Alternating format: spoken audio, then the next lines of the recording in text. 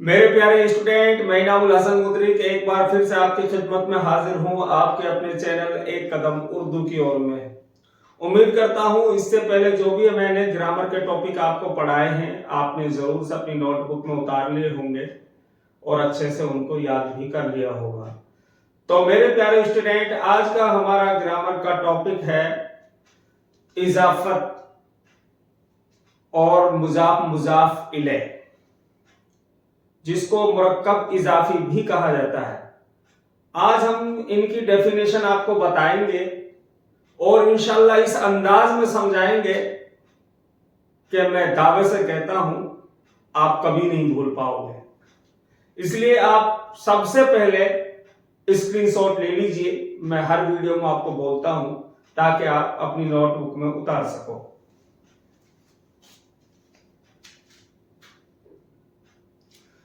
تو میرے پیارے اسٹوڈنٹ، میں سب سے پہلے آپ کو یہی کہوں گا کہ آپ ویڈیو کو شیئر کرنا نہ بھولیں، لائک کرنا نہ بھولیں۔ اس کام میں آپ بہت لالچ کرتے ہو، بھائی شیئر کر دیا کرو، لائک کر دیا کرو تاکہ اور اسٹوڈنٹ کا فائدہ ہو سکے۔ تو میرے پیارے اسٹوڈنٹ، آج کا ہمارا گرامر کا ٹاپک ہے اضافت سے شروع کرتے ہیں ہم۔ اضافت، اضافت کسے کہتے ہیں؟ کسی بھی لفظ کے آخری حرف کے نیچے، کسی بھی لفظ کے آخری حرف کے نیچے زیر لگا کر اس کے ساتھ دوسرا لفظ جوڑا جائے تو اضافت کہتے ہیں۔ سمجھ گئے آپ؟ کسی بھی لفظ کے آخری حرف کے نیچے زیر لگا کر کوئی دوسرا لفظ جوڑا جائے تو اسے اضافت کہتے ہیں۔ ٹھیک، اب کسی بھی لفظ کے آخری حرف کے نیچے زیر کا استعمال کیسے ہوتا ہے؟ ٹھیک ہے، جب دو لفظوں کو جوڑنے کا کام کہیں پر زیر کام کرتا ہو تو اس کو اضافت کہا جاتا ہے۔ مثال کے طور پر یہاں پر دیکھیے، رنگ چمن، ٹھیک ہے، کتاب شکیل، ٹھیک ہے، یہاں پر ہم نے دو سینٹینس لکھے ہیں، رنگ چمن اور کتاب شکیل۔ سمجھ رہے ہو؟ اب جو ہے نا رنگ چمن، اس کے اندر دو لفظ ہیں، اس کے اندر دو لفظ ہیں، ایک تو ہو گیا رنگ اور دوسرا ہو گیا چمن۔ اب یہ دونوں لفظوں کو ملا کر پڑھا ہے ہم نے، رنگ چمن۔ کیوں پڑھا ہے؟ کیونکہ جو زیر ہے نا گاف کے نیچے لگا ہوا، یہ اس بات کی علامت ہے، یہ اس بات کا اشارہ کر رہا ہے کہ اگلے والے لفظ سے ملا کر پڑھیے۔ ٹھیک ہے، یہ جو زیر ہے نا گاف کے نیچے، یہی اضافت کہلاتا ہے میرے پیارے اسٹوڈنٹ۔ اسی زیر کو اضافت کہا جاتا ہے، اور جب اس طریقے سے دو لفظوں کے درمیان کہیں بھی زیر آتا ہے تو وہ ملانے کا کام کرتا ہے اور پھر اس زیر کو اضافت کہا جاتا ہے۔ اور یہ زیر جو ہے تین طرح کے معنی نکالتا ہے۔ سب سے پہلے سمجھ لیجئے، نمبر ایک کا، دوسرا کی، تیسرا کے۔ یہ زیر جو ہے تین طرح کے معنی نکالتا ہے، کا، کی، کے، ٹھیک ہے، اور ان لفظوں کو کا، کی کو اضافت کہا جاتا ہے۔ کیا کہا جاتا ہے ان کو؟ اضافت۔ ٹھیک ہے، اردو میں کا، کی کا استعمال ہوتا ہے، جیسے کامران کی بھینس، کامران کا قلم، سلمہ کی کتاب، ٹھیک ہے۔ تو یہ جو لفظ ہے نا کا، کی، کے، یہ دو سینٹینس کو، دو لفظوں کو آپس میں، دو لفظوں کو ملانے کا آپس میں یہ کام کر رہے ہیں۔ ٹھیک ہے، تو اس لیے یہ اضافت کا کہلاتے ہیں۔ تو سمجھ لیجئے، رنگ چمن، یہاں پر دو لفظ ہیں اور دو لفظوں کو ملا کر ایک سینٹینس بنا ہے، جیسے کہ رنگ چمن۔ اب جو رنگ لفظ ہے نا چمن کا، پہلا لفظ ہے رنگ، اور اس کے اندر تین حرف آئے ہیں، تین، را، نون، گاف۔ अब रा नून गाफ के बाद आया है, रा नून के बाद आया है गाफ और जिसके नीचे लगा हुआ है जेर, ठीक है, इसको पढ़ेंगे रंगे। अब ये जो जेर है ना यही इजाफत है।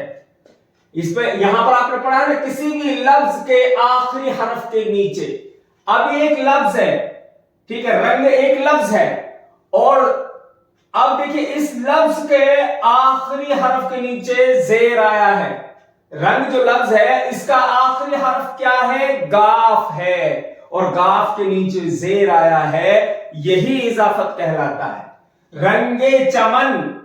अब इसका अगर हम उर्दू तर्जुमा करेंगे, ट्रांसलेट करेंगे तो कैसे करेंगे? चमन का रंग।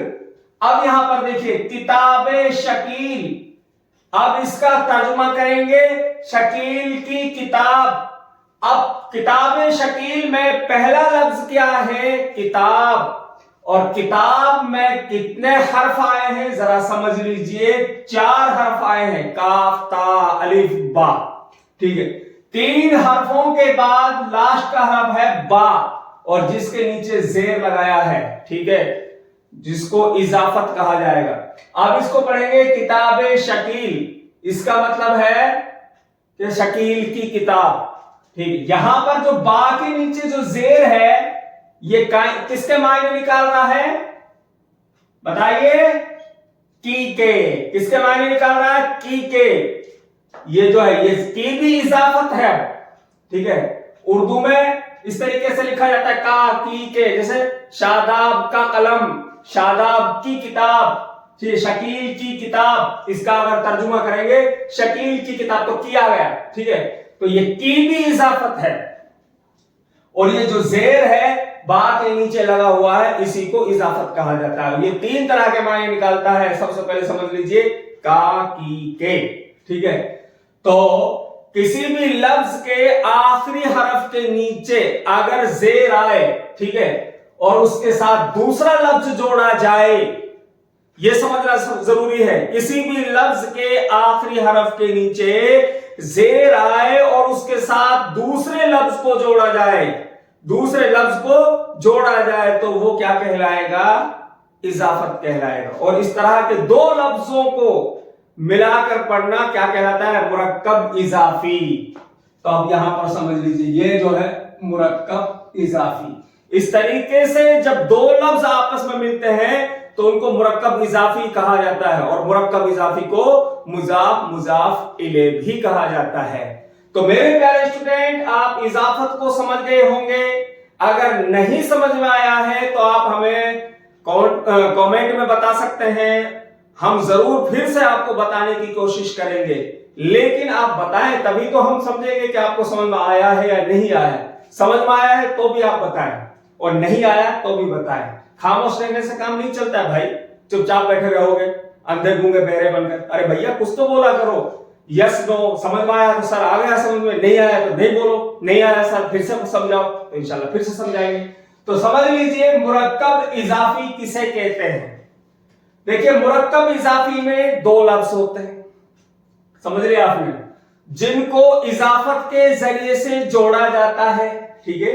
ये नीचे जो जेर है ना, ये जेर जैसे इनके जरिए, जेर के जरिए से जोड़ा गया, रंगे चमन, जिनको इजाफत के जरिए से जोड़ा जाता है, ठीक है, काकी के जरिए से जोड़ा जाता है, वो क्या कहलाता है? मुरक्कब इजाफी, ठीक है। फारसी में, अरबी जबान में ये फर्क है। अरबी और फारसी जबान में तो देखिए मुजाफ पहले आता है और मुजाफ इले बाद में आता है, और उर्दू जबान में मुजाफ इले पहले आया। तो मेरे प्यारे स्टूडेंट मुरक्कब इजाफी में आम तौर पर 2 लफ्ज होते हैं, 2 लफ्ज, ठीक है। आम तो इससे भी ज्यादा भी हो सकता है। पहले लफ्ज को मुजाफ कहते हैं और दूसरे लफ्ज को मुजाफ इले। मुरक्कब इजाफी में 2 लफ्ज होते हैं, समझ लीजिए। कितने लफ्ज होते हैं? 2, ठीक है। पहले लफ्ज को मुजाफ कहते हैं और दूसरे लफ्ज को मुजाफ इले, ठीक है। अब यहां पर समझना है, जैसे मिसाल के तौर पर दौलते फराज, दौलते फराज, तो अब देखिए यहां पर जो दौलत है ना, दौलत मुजाफ है और फराज मुजाफ इलैह है। यहां पर दौलत क्या है, मुजाफ, और फराज मुजाफ इलैह है। ठीक, अब मैं आपको समझा देता हूं। अब इसका अगर हम तर्जुमा करेंगे, फराज की दौलत, यानी जब इसका हम अर्थ निकालते हैं, जैसे लिखने में दौलत पहले आया और फराज बाद में आया, लिखने में मुजाफ पहले और मुजाफ इलैह बाद में, लेकिन जब इसका हम उर्दू में तर्जुमा करते हैं तो कैसे करते हैं, फराज की दौलत, उर्दू में मुजाफ पहले आ गया, मुजाफ इलैह पहले आ गया और मुजाफ बाद में आ गया। ये डिफरेंस है, ये एक बड़ा डिफरेंस है। यानी उर्दू में जब हम इसका तर्जुमा करेंगे ना दौलत फराज का, तो देखिए फराज को पहले पढ़ा जाएगा और दौलत को बाद में पढ़ा जाएगा, लेकिन लिखने में यहां पर दौलत पहले है, दौलत मुजाफ और फराज मुजाफ इलैह। लेकिन जब इसका अर्थ हम करते हैं तो मुजाफ इलैह को पहले पढ़ा जाएगा और मुजाफ को बाद में पढ़ा जाएगा। इसलिए मेरे प्यारे बच्चों, लेकिन उर्दू जबान में मुजाफ इलैह पहले और मुजाफ बाद में आता है, ध्यान रखेंगे आप, इसको नहीं भूलना है। फारसी और अरबी जबान में मुजाफ पहले आएगा और मुजाफ इलैह बाद में आएगा, और उर्दू जबान में मुजाफ इलैह पहले आता है और मुजाफ बाद। अच्छा, समझ गए आप? अब आगे देखिए, लेकिन उर्दू जबान में मुजाफ इलैह पहले और मुजाफ बाद में आता है, समझ गए? जैसे मसलन यहां पर लिखा है कामरान की किताब, कामरान की किताब। अब इसका अर्थ करते हैं, देखिए दौलत है फराज, ठीक है, फराज की दौलत। अब देखिए कामरान की किताब, यहां पर देखिए ध्यान से समझिए, कामरान जो है मुजाफ इलैह है भाई, कामरान मुजाफ इलैह है, ठीक है, और किताब जो है मुजाफ, समझ गए? किताब क्या है, मुजाफ, समझ गए? और यहां पर जो की है ना, ये की जो है, ये क्या है, ये है इजाफत। आप समझे या नहीं समझे? यानी कि इसमें देखो दौलत फराज, मैं यहां पर एक बार इसको भी लिख देता हूं ताकि आसानी हो जाए समझ में। दौलत फराज, ठीक है। देखिए अब जो दौलत फराज, दौलत यहां पर क्या है, मुजाफ, दौलत क्या है, मुजाफ, और फराज मुजाफ इलैह, फराज मुजाफ इलैह हो गया, ठीक है। अब अगर इसका हम उर्दू में तर्जुमा करते हैं तो कैसे करेंगे, समझे नहीं समझ रहे? इसका तर्जुमा करेंगे फराज की दौलत, फराज की दौलत। तो अब देखो दौलत फराज, यहां पर देखिए दौलत तो था मुजाफ और फराज था मुजाफ इलैह। अब जब हम उर्दू के तरीके से इसका तर्जुमा करते हैं, उर्दू में अगर हम इसको लिखते हैं तो कैसे लिखेंगे, फराज जो है पहला आ जाएगा, यानी मुजाफ इलैह, फराज मुजाफ इलैह हुआ, और दौलत जो है वो है मुजाफ, ठीक है। और इसके नीचे जो ये जेर है दौलत, ये जो है इजाफत है, यानी फराज की दौलत। अब इसको भी हम क्या कहेंगे, इजाफत कहेंगे, ये, ठीक है। ये फर्क है, बस सिंपल और आसान। मैं आपको बता दूं, उर्दू में मुजाफ इलैह पहले और मुजाफ बाद में, फारसी और अरबी में मुजाफ पहले और मुजाफ बाद में, ये डिफरेंस है। तो मेरे प्यारे स्टूडेंट, आप समझ गए होंगे, और नहीं समझ में आया है तो आप हमें बताइए, इंशाल्लाह फिर से समझाने की कोशिश करेंगे। हाँ, आपको समझाते समझाते भैया हमारे पसीने निकल आते हैं, लेकिन आप जवाब नहीं देते हो। भाई जवाब दिया करो, समझ में आया है या नहीं आया है, ठीक है। आप समझ गए होंगे, तो इंशाल्लाह फिर हम आपको पढ़ाएंगे और किसी नेक्स्ट टॉपिक के साथ हम हाजिर होंगे। और अगर किसी तरह का कोई टॉपिक है आप हमें कमेंट में बताइए, उसी टॉपिक को लेकर मैं वीडियो बनाऊंगा, उसी को समझाऊंगा, ठीक है। फिर मिलते हैं इंशाल्लाह नेक्स्ट टॉपिक के साथ। अस्सलाम वालेकुम।